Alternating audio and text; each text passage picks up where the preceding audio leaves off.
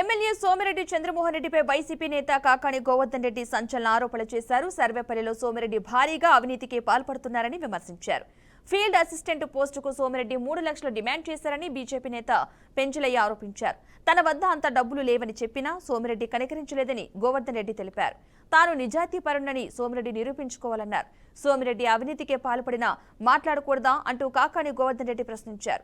అధికారంలో ఉన్నప్పుడు బెదిరించడం, అధికారంలో లేనప్పుడు బ్లాక్మెయిల్ చేయడం సోమిరెడ్డి నైజమని కాకాణి విమర్శించారు. ఇటీవల జరిగినటువంటి అనేక సంఘటనలు మీ అందరికీ తెలిసినటువంటి విషయం.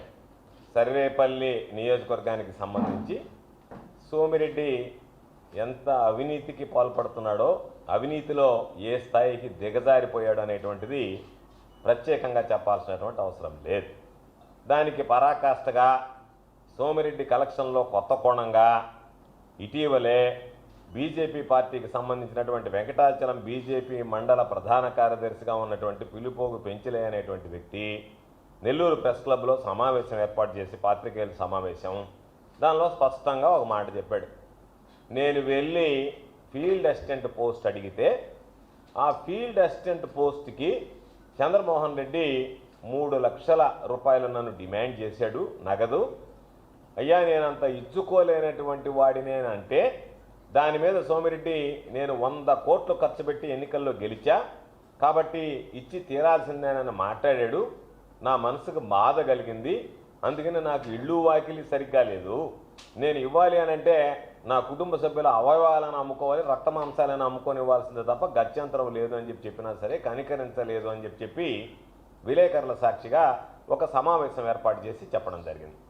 అయితే ఆ వ్యక్తితో కానీ లేదా అతను చెప్పినటువంటి విషయాలతో కానీ మాకు ఎటువంటి సంబంధాలు లేవు. ఈరోజు దానికి సంబంధించి పాపం ఒకరోజు అతని మీద క్రమశిక్షణ చర్యలు అన్నారు, మరొక రోజు ఏదో నగదు లావాదేవీలు అన్నారు. ప్రభుత్వం అధికారం మీ చేతుల్లో ఉంది.